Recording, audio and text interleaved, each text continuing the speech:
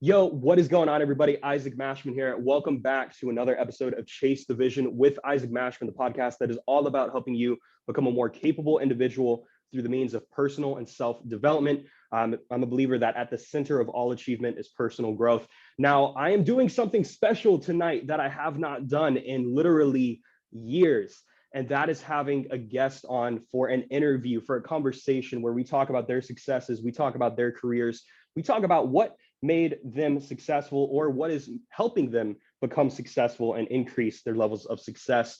So, this is something that I've steered away from for a long time because I wanted to build up the audience and I wanted to build up the show by myself without relying on the audiences of other people. But then I was realizing that I kind of was holding myself back because I could demonstrate the kind of people that I have in my network. I could get other people's stories out there and I could deliver more value to you. And so today I actually have a returning guest, but he's going by a different name. Now, we had a podcast episode a couple years ago, and it was a live episode where I was sitting right across the room from him in Bakersfield, California, and he was going by the name of Young Spitta. And to this day, that was one of my favorite interviews I've ever done with anybody as a guest or as a host. And today I have him back via Zoom, and he is now known as Noble. Noble, what is going on, man? How are you doing? What's up? I'm doing good. How are you? Good, man. Good. Now, hey, so this is just going to be a very simple, conversation style interview. Now, obviously, we've been friends for a long time. We've seen a lot of, each other's growths in many, many different ways. But go ahead and start off by introducing yourself, what you're doing, your artist name, all the above. Yeah, I'm Noble. I run Undefined Records. I make music in Bakersfield, California, California based, stay here. And yeah, I just came out with a new project about 3-4 months ago called The Places You'll Go. Just dropped a music video called Hollywood, all on YouTube, all on all platforms. So yeah. Okay, love it, man, love it. Now, I know that you used to go by a different name, and I don't want to tell the story myself, but I'd rather you tell the story of kind of that transition you made from being just an individual going towards, a career in music, and then kind of taking another leap of faith, taking it more professional. Let's talk business one-on-one. Yeah. Well, basically, I started off with the name Young Spitta, which it was just like a kind of like a joke name when it started off, but when I first started making music, I didn't think it was going to be something serious or something. Mm-hmm. I'm about to turn 23 and I'm still doing this. So. And how long have you been making music for? 4 years. Last time we talked, it was only 2. Now. Wow. So crazy. Yeah. I honestly forgot about the interview. Then I was going into this, I listened to part of it again and I was like, wow. And I said 2 years and it's 4 years. Mm-hmm. Crazy. From a growth perspective, man, you've come a long, long way just from a growth perspective. I appreciate it. That's love. But once it started kind of getting deeper into it, I just knew that I had to take myself in a more marketable sense. So, I mean, honestly, you really helped with the decision. You kind of pushed me towards changing my name, as well as Ness, one of my artists. Right. Both of you guys helped me. Push me towards it, and I'm thankful for it now because I'd rather people call me Noble than Young Spitta. It's just yeah. It was a level of growth, Well, from that perspective, man, Young Spitta, you had Currency who was going by Spitta, you had another artist going by Young Spitta, and so you had to worry about SEO, you had to worry about people getting you mixed up, and also Young Spitta sounded too much like a SoundCloud name and not so much like an actual artist. And I don't even make rap music. Right, yeah. I'm not rap at all anymore, so there's no reason to have that name. And that's the complete irony of all this, man, because you've transitioned from this single genre kind of rapper, and even then I don't think you ever started out just as a rap artist, but you leaned more towards rapping, and then now you're moving into these different genres of almost like pop rap. You're moving into the genres of progressive rock, and it's just very, very interesting to see too. And the songs that you would expect to do the least well, like when it comes to performance, are actually the ones that are doing the best. I think that's wild. Now, you name dropped someone a minute ago, and that was Ness. And you actually manage an artist named Ness Julius. But tell me about, tell the audience a little bit about you and Ness's relationship and what you have going on at Undefined. So I manage an artist named Ness Julius, same city, California based. By far one of the most talented people in my city. I would say most talented, but I'm biased, so people probably aren't gonna listen. But check out his music if you don't believe me. He's amazing. He got a project coming out soon. I'm excited for that one. We're gonna push it hard, and big things coming for him in the future. Hopefully, Yeah, definitely. we get a plaque up. Working towards that. Yeah. Now talking about, from a networking sense, I think that was very important when it comes to working with Ness, and it's a funny story of how that happened. I don't know if you want to share the story of how you started working with Ness, or I could share the story, but I think that right there is just what? I think it'd be better from your perspective if you okay. Well, yeah. So I mean, a lot of the people who are listening, and a lot of people who have been following me know that I, took a flight out to Bakersfield, California. I was literally sleeping on the ground, really just experiencing life, experiencing adulthood for the first time, and that expression of freedom. And one day that we were hanging out, I don't think it was even for a business standpoint. It was just, us being friends and chilling. And you're taking me back to the house, and you're dropping me off, and you started playing music from an artist named Ness Julius. And I think that it was cool because you were saying that he's one of the most talented people in your city. And I'm like, well, do you know him personally? And you're like, nah, I don't. And I was like, you're from the same city. You also make music. And you mean to tell me that you don't know who this guy is? And then from there, it was hilarious how it worked out, because I hit him up on Instagram. And then a week later, he was over at the house and we were recording a podcast episode. And then I put him in contact with you. And then that's when I already left Bakersfield, and I was on my sweet little trip overseas to France, and whole nother story for another time that I might go into more detail about eventually. But next thing I know, you started working together as his manager, and now you're over a year in to managing him and having that working relationship. And that just shows you the power of networking, because I remember the first time that I made that introduction, you and him had that chemistry of just playing off of one another and just having that conversation about business, about music, about lyrics. And that resulted in, going into the studio at 4 a.m., 4 a.m. sessions, and recording some of the best music that I've arguably ever heard, such as End of the Night. That was a by chance scenario. And yeah, I just think that was really, really crazy. Anything to add to that? No, I mean, it is really good. On End of the Night's still one of my favorite records on The Places You'll Go. Like, that's a timeless record because of the way that it happened and the sound of it. I mean, it's a dope R&B record, and I don't really have anything like it. So yeah, right, song me and my artist made, like, it's always gonna be something special to me. And yeah, just that whole experience was, I mean, it's kind of meant to be, and that's kind of how I try to move. I never try to force anything or make something out of. I try to make things out of nothing, but that's more like business moves than relationships. Now, when you're recording, I know that actually I don't know, because I was thinking more of Ness's style, because I've seen him live in the studio before recording, and that was a blessing to see. It was awesome.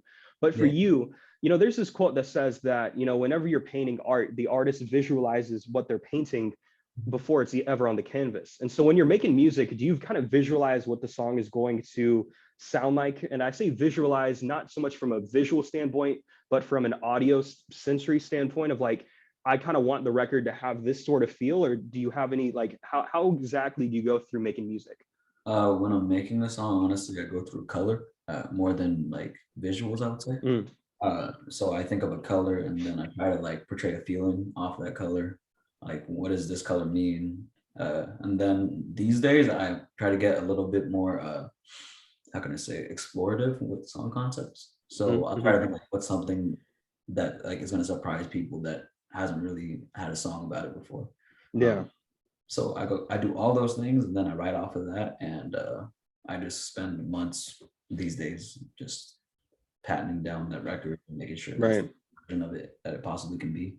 And after that, mixing wise, I do kind of like hear it before it's done though. I think what I wanted to sound like, and he gets the job done. You mentioned color, and you and I are both big on branding and the colors behind a brand. And a lot of times people think that a logo and the brand colors is all that it goes into building a brand, and those are just parts and aspects of one. And when it comes to color schemes, different colors give you different feelings. Blue is oftentimes associated with calmness and coolness, and then green is associated with wealth or growth. And so when we're talking about, making music and kind of the association of color with the emotion behind it, that also goes directly with what kind of colors you're portraying with the brand, with the clothes that you're wearing. And now with your projects, I kind of want to talk about that really quick, because you had an amazing project, back in 2019 that I still consider a classic, just in the visualization that you did with that project. It's super short, but, a short but true story was an entirely different feel then the places you'll go. But the one interesting thing about that is the colors behind that are super bright, vibrant, almost like Candy Crush. I'm trying to think of the better example. You know, there's this old game that I used to play when I was a kid that was like a Candyland. It was Candyland. And I remember playing that game, and that's kind of the feeling that it took me back to when, you know, I saw the cover art for the places you go. But what was your thought process behind the colors you chose? And then also the colors with, you know, the clothing that you started to wear in photo shoots and videos? Yeah, so with a short but true story, like I've said, I think I've said before a couple of times, but basically it was just different. I kind of base my life off periods. Like I go through different stages and things happen, and I continue to progress, and it shows in the music. Like it can't not come out in the music unless the music is something ingenuine. So with a short but true story, it was kind of like a last hurrah for like the dark phase, I would say, that just me like feeling a certain type of way. And then going into this project, it was kind of like I wanted it to be like a rebirth. So I was like, there's no need for a rebirth to be dark. It should be a celebration almost. And that's how I wanted to go into it. And I randomly I thought about a book that I read as a kid, and it's called "Oh, the Places You'll Go" by Dr. Seuss. And I saw that cover, and I was like, "That's so cool!" And I loved just the places you'll go. I was like, "That's like so many people can relate to the concept of like going place to place, not only physically but mentally, going through all these stages of life, seeing all these different things, experiencing all these different things, and then helping that guide you and have that kind of like portray who you are." So Interesting. Something that you said, man, like stood out as a quotable quote by Noble, and that was, "There's no reason why rebirth should be dark." And that makes me think about a lot of people who believe that it's too late to change, or it's too late to maybe make a lifestyle change or change career paths. You know, a lot of people think that after 10 years, they're already so deep into a job that they have to continue with that job, or into their solo career as, you know, let's say an artist. And I think that those mental blocks can really get in the way of our performance and like going and pursuing the things that we actually want to pursue. And so do you think that there's like a science that goes into, you know, choosing a rebirth, or like some methods? Because obviously you had to make a kind of a calculated decision to transition, one, from Young Spitta, dropping, you know, a short but true story as Young Spitta, and then dropping, you know, the places you'll go as Noble. So when you're doing that rebirth, what were some of the things that kind of were in your way mentally, and how did you overcome those obstacles? I think honestly, one thing that stops, I mean, it's change. One thing that kind of stops people from doing stuff like that, change is uncomfortable, as everyone always says. It's true, change is uncomfortable, but a lot of times it's necessary. Just like you navigate a business, you have to navigate yourself as an artist. If you're not growing, then You're dying. you're not Yeah. going. Yeah, you're Right. not going. Yeah. There's no reason for you to be existing. So I had to kind of get rid of that fear of, oh, I'm gonna lose these songs that I made. I'm gonna lose some name recognition, but I mean, I could get that all back, and I recognized that, and I knew what was coming. I knew the records I had coming. I still know the records I had coming, so I never trip on anything like that. Mostly these days, like once you've been making music for this long, it's just you just do what you want to do, and if people love it, then they love it. If not, then you still love it. So coming into this like an artist that's been in the game for 2 decades, I love the energy, dude. And it sounds to me like you're basically explaining those things as necessary sacrifices, things that you just have to let go, right? It's like, you know, you have that weight, and it's like, I use the example, and this is what I do whenever I'm on a call with a client who feels like they're trapped in a box. They're not expressively trapped in a physical box, but it's like those mimes in France. You know, I don't know if you've ever seen like those things as a kid. You know, they're these street performers that dress up in black and white costumes, almost like a 1930s, you know, movie, and they're doing these different hand motions like they're in a box. And that's what we do mentally. That's what we do with our careers. That's what we do with our businesses. Now, you're one of the artists that the reason I say that you are one of the best in Bakersfield, and I'm not saying this to brown nose you or boost your ego, because you do enough of that yourself, and I love you, but more so in a way of, you do handle things like a business, and you're willing to treat it as such. A lot of people, I can think of a lot of people locally, because I was in Bakersfield, there's a lot of talent, but there are a lot of people who will never make it far because they don't treat what they got going on as an actual business. So what made you get involved with that? And then, I don't know if you're, to the audience, if you're watching this on video formats uploaded on YouTube, you can see in the background, he's actually in his studio right now. To his left, you have his recording booth, where if you open it up, you can actually go in and record. And then to the right, you have the Undefined Records logo that as soon as you walk in the door, you see it right on the wall. You have a couch, you have, this different atmosphere that gives you this ultra multi-million-dollar studio vibe. Now, talk to us about that whole business mindset that you have. Yeah, I think coming up, I'm never really, honestly, it was kind of, I don't even know how to put it. It just kind of happened. Like I was just kind of steered towards it. Like I said, I don't really try to force anything. So when I started doing music, I started watching interviews and I started listening to like people from labels talking, and I started listening to a bunch of business people. And then like who?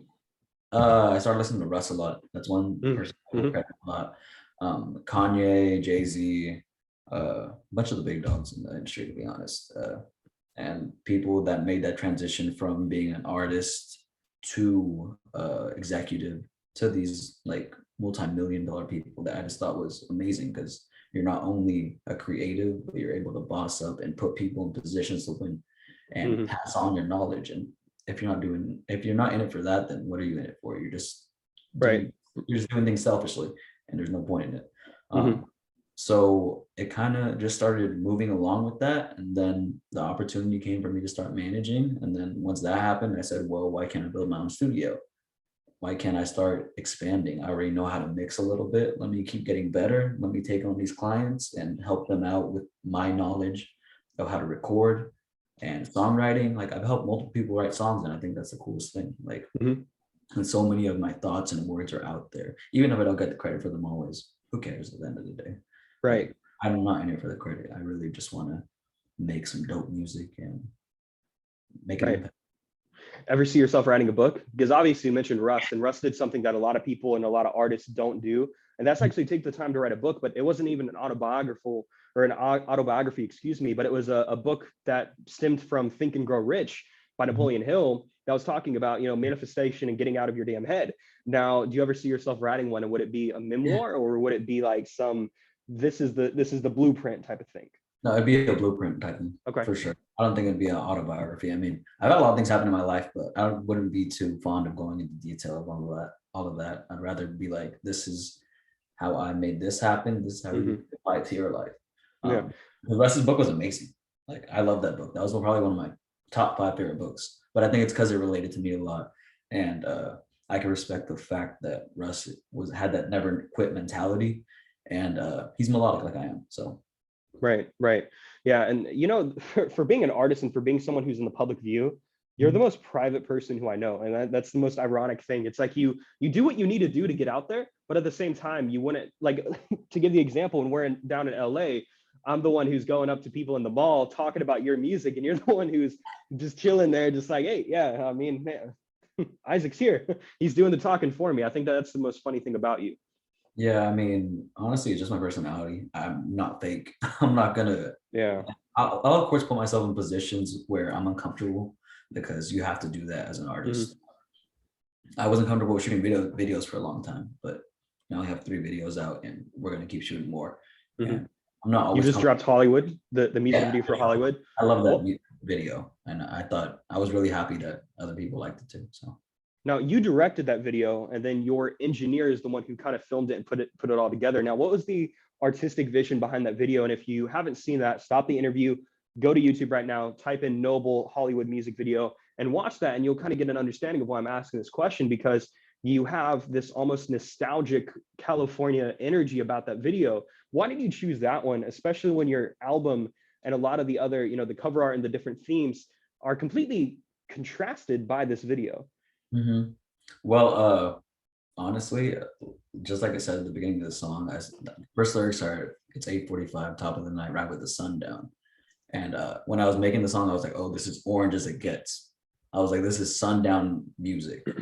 So I was like, okay, I have to kind of portray that. And when I thought of a sundown, I just got back from LA when I was recording it. And I love driving in LA with the sunset happening, because it's just like with the lights starting to come on and everything, like you see in the video at the end of it. It's literally one of my favorite views ever. And I even went to the observatory in the video, which is my favorite spot in LA by far. So once I made the song, I think my engineer said something and it kind of like sparked a thought in my brain. I was like, oh, you're shooting the video. He's like, I've never shot a music video before. I was like, but you're shooting this one. I was like, I know you can do it. It's just a matter of you starting to do it. And I hope that he continues to get work because he does an amazing job with everything he does, mixing for me, videos, and advice, to be honest. But once he said that, I was like, okay, we're gonna film this like a VHS video. And then once we started editing it, he was like, okay, how about halfway through the song, when it starts changing a little bit, the way you're delivering, we changed it from VHS into like almost cinematic. I was like, that's fire. And then he literally did a lot of people probably aren't gonna notice it, only people that are like into editing and videography, but he changed it like how WandaVision did. WandaVision did something really cool where they like made a video, they change the sizing of it. So he go from box to like widescreen, which I thought was super cool. And you could see that at about like the 140 mark, I think. Yeah. That's how it ended up coming about. Cool. Now you've had the opportunity to work with a lot of amazing videographers and video creators. And I know that, Drew Shotya is one of the most notable ones out of Bakersfield. Who has been like your favorite person to work with? I'd have to say my engineer, to be honest. His Instagram is what's his new name? I helped him make it too. It's Mixed Visions. Okay. Yeah. You always mention your engineer, but you never name drop him. So I'm like, I don't know who to give credit to. I don't know who's. His name's Carlos. He has a bunch of different companies like I do. So it's hard to like put a name under him because it's like he has a bunch of different branches, but it's Vision Design, that's his main one. And then Mixed Waves for engineering, and now Mixed Visions for interesting. Video. Now you've done a very good job with kind of staying focused on what you have going on, although you have all these different things going on. And this is something that I normally don't recommend unless you're being a creative who has, let's say, a podcast and long-term content and short form content, and you're building up a personal brand. But in terms of business, I oftentimes say that it's best to kind of stay focused to one or two things, because I like to say that the jack of all trades is the master of none. That's a quote that a lot of people use. And that's something that I've experienced in my life. And I hate to say it because that's kind of a hit to my ego, because I used to think that I could do it all. But you do have a couple things going on, and maybe more than most. And how do you stay focused with everything? I know that you've had some really amazing opportunities recently, just things in your personal life and your business life. Now, how do you kind of delegate your time, and how do you actually make things happen and make progress happen amidst everything that's going on with you? Yeah, I think honestly, it comes from a long period of getting to know yourself and understanding yourself as a person. I don't think you can really progress in life without understanding who you are. It honestly comes from just a long period of that when I was like 18 to like 20, and that's why the music was so sad too. I was so isolated. I was so in my own head, but it was necessary to get to where I am now. So now I understand myself. I know how I like to work. I know how much I could take. So I just delegate my time and I grind. Now, how did you get out of that period? Because that's a period that I've been in, and it's a complete bitch to be in. Like, it is one of the worst places to be in, where you're just taking midnight walks, thinking to yourself, trying to figure things out. And, there are a couple of times where I've actually called you when I was in that period a couple of years ago, and it was, 2:00 in the morning for me on the East Coast and 9:00 for you in Bakersfield. And I'm just walking, and we're having conversations about business and music. And that's where, we were talking about Heartless by, the Heartless feature. This is something that nobody knows. Very, very, very, very, very few people know about this. And it's still personally one of my favorite verses you've ever recorded. When I was managing Diggy Dirk, we had you do a feature for a song Heartless that was on Heartbreak After Dawn. And, I remember listening to that, and it was at a very dark time. And I'm just replaying that song. And the cool thing is, you are actually writing that almost from the perspective of myself with what I was going through in that period, because I was coming to you as a friend, talking to you about, some of the personal things going on. How did you get out of that period yourself of rumination, of trying to figure all that? Was it just experience? Was it just baptism by fire type of thing, or what? Man, I think I just really put my head down and I told myself one day, I'm tired of this. and I started making myself more comfortable, putting myself in places I didn't want to be. But I mean, it helped in the long run.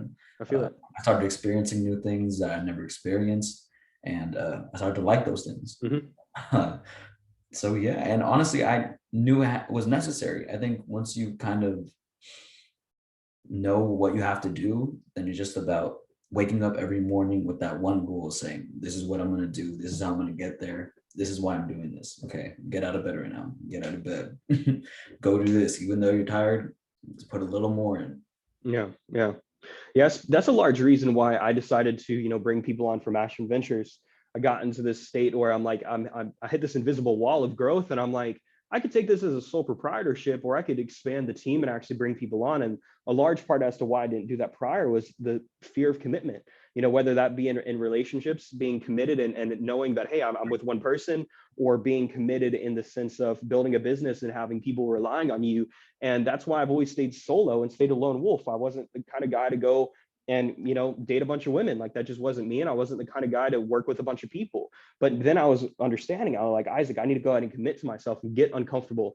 And that was one of the best decisions I've ever made. Going back and taking a one-way flight to California and sleeping on the floor resulted in our friendship, our lasting business relationship, and continued opportunities moving forward. What was the most uncomfortable situation you've ever been in life when it comes to business or growth?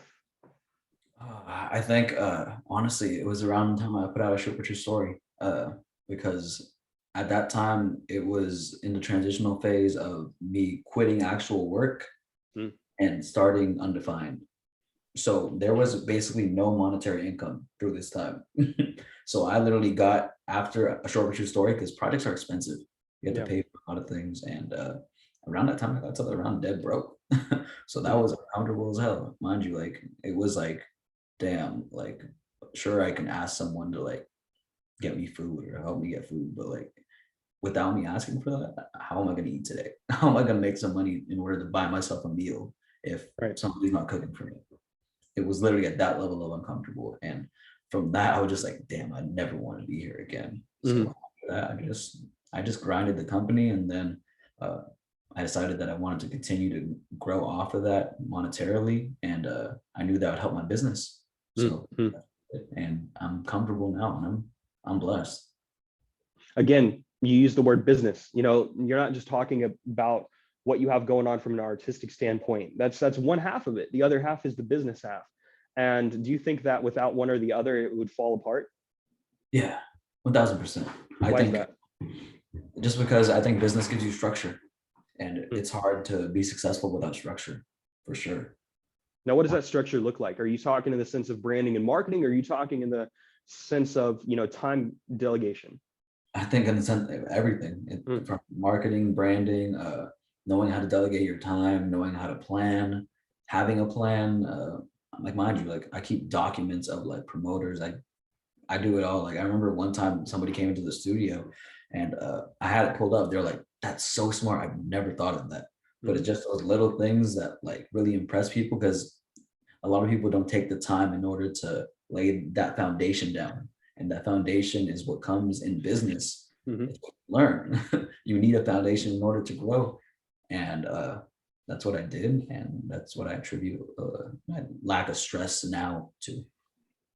So let's talk about Undefined Records. What are you doing right now with Undefined? So Undefined, actually, I am in the works of, we already had a verbal agreement, but we haven't done the paperwork and we haven't announced, but I signed another artist about 2 weeks ago. So I was hoping you'd say that. I was hoping you'd mention it. Yeah. I'll say that exclusive. I don't mind. So yeah, we're just gonna get the paperwork done, and hopefully when we have something remote, because this is more of a mess. When I signed him, it was already happening. He already had the music there.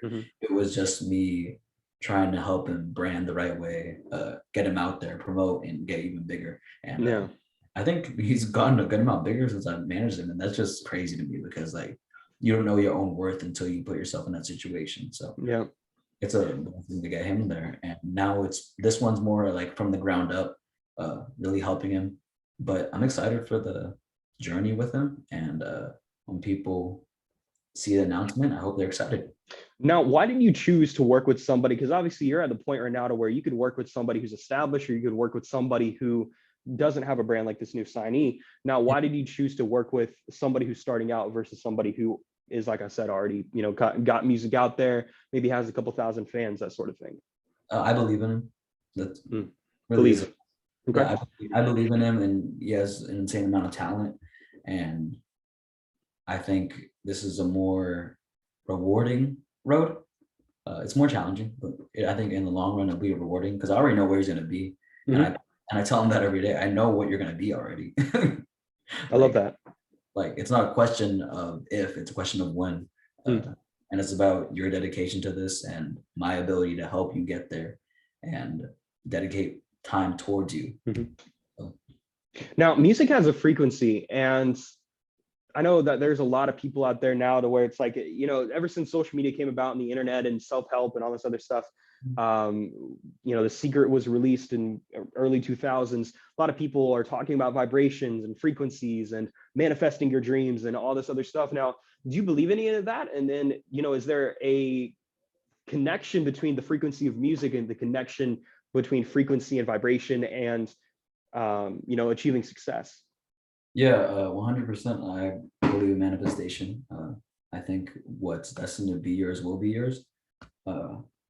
So I think you need to speak things out into the world. I think honestly though, it comes from a belief that you're not in control of your own life. Like things are predestined, but if you believe, then what is destined to be yours will be yours. So does that kind of relate to free will then, like the freedom of choice versus like there are multiple paths that you can go down, but it's like if you don't go down that path, then you're going to go down an entirely different section. Like is that still pertaining to free will or predestination in the sense of like you are predestined to become famous or you're predestined to have this life? I think it comes from a way of thinking. I think if you think negative, negative will happen to you. Of course. That's just the way life is. So I think that you just need to be a positive thing, even if because I've been negative at times. Like everyone's been negative at times, but it's just about literally pushing that out of your brain. Every single thought that you have, saying, "Nope, I can't think of that. Gotta go this way." Because it like, even goes in the sense of confidence, because you need confidence to do so many things in this world. Yeah.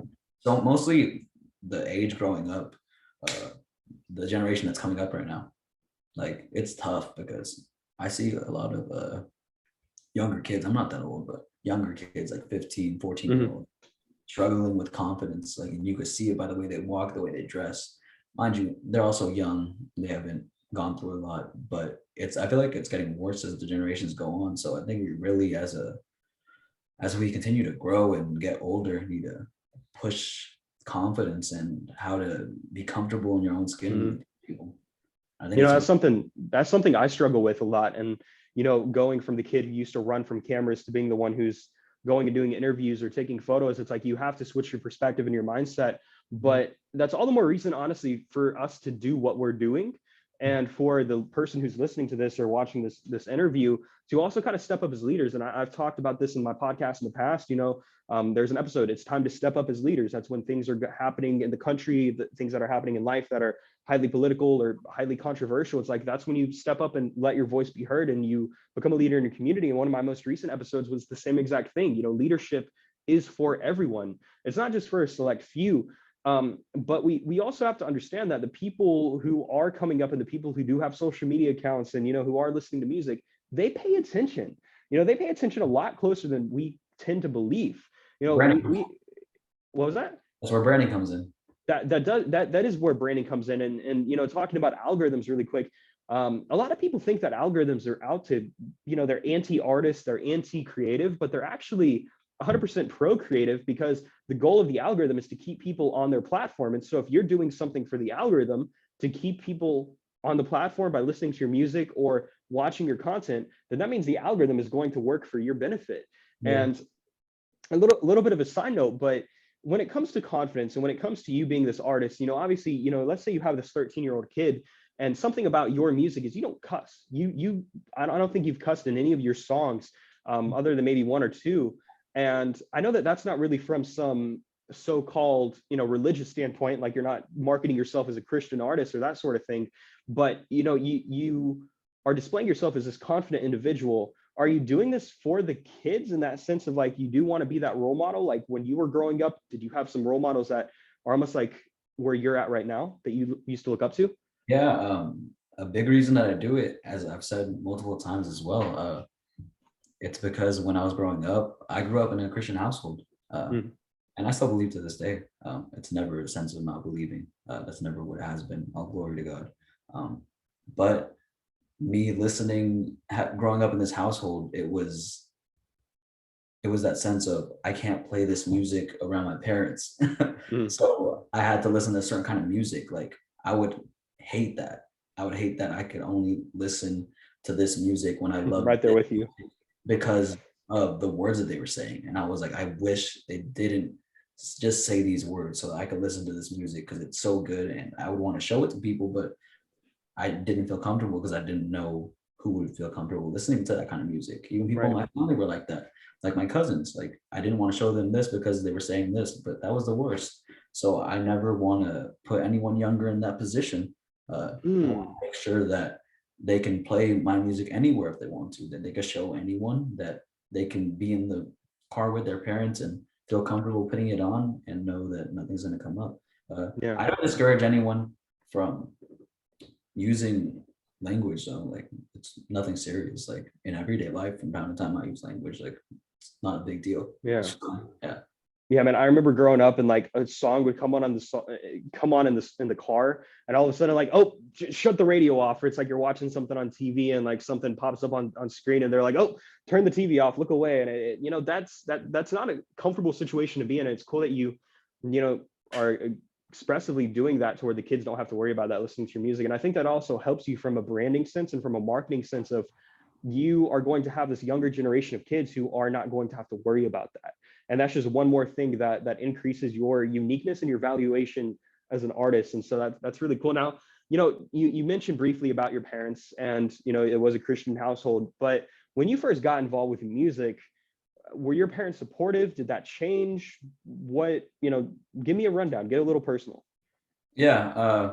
When I first started, I think they were just a little skeptical. They didn't know what was going to come of it. And when I first started making music, I was cussing my songs. I didn't care because I didn't really think like, oh, people are going to hear this. I didn't make music from that sense. I just made music. Like I said, sorry. I thought that it was just going to be a year or two just messing around, putting stuff out and just for my friends to listen to basically, which I think a lot of people started off as, and that's not anything bad. There's nothing bad about that at all. So from that, when I started going up a little bit and started kind of finding my sound, I think they're definitely a lot more supportive now. Yeah, mostly my mom. My mom's really supportive of it, and it helps out a lot. Yeah.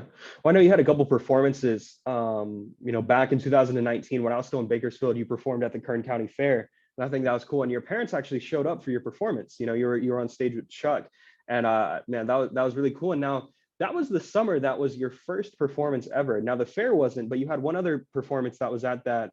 There was like this bar that was underneath, the state. What was that called? What was that called? Gary's Pizza. Yeah. So how was it being on stage for the first time performing? Now, obviously this isn't recent, but this is a couple of years ago. But that was a huge determining factor of like, if you're going to actually make it or if you're not going to make it, because without performing, most artists too, the majority of their revenue comes from touring, at least the people who are signed to record labels. Now you don't necessarily have that issue, but moving forward, if you're not performing and touring, you're not connecting with your fans. So how was that first performance? I was scared. Not gonna lie, I was definitely scared, but I found every single time I perform, I might have a little bit of butterflies at the beginning, but who doesn't? If you don't, it's like I always say, it's not genuine. I don't know if there's a love for the position that you're in if you're not a little nervous. So every time I go on stage, I go up a little nervous for sure. But after that first performance, like halfway through that song that I performed, I started getting that confidence. The crowd started getting a little bit more into it, and I started getting them into it. And that's just the best. Like I love performing, just being able to interact with the crowd. I did a live stream show, maybe I think New Year's Eve. and that was cool, but I definitely miss having crowds because it just brings a different sense of energy Right. off of it. So I'm excited for everything to start slowly getting back to normal so we can go bigger and better. Now, what does the future look like for you? You know, obviously you just released Hollywood, the music video. Places You'll Go is still relatively new. It's young, still racking up streams. But what does the future hold? On to the next one. I'm getting ready for a whole new project, but it's not gonna be anything big. I just want to do the kind of music that I think a couple certain Mhm. sets of the fan base has been waiting for, and that I've been waiting for. That it's just music that I enjoy making.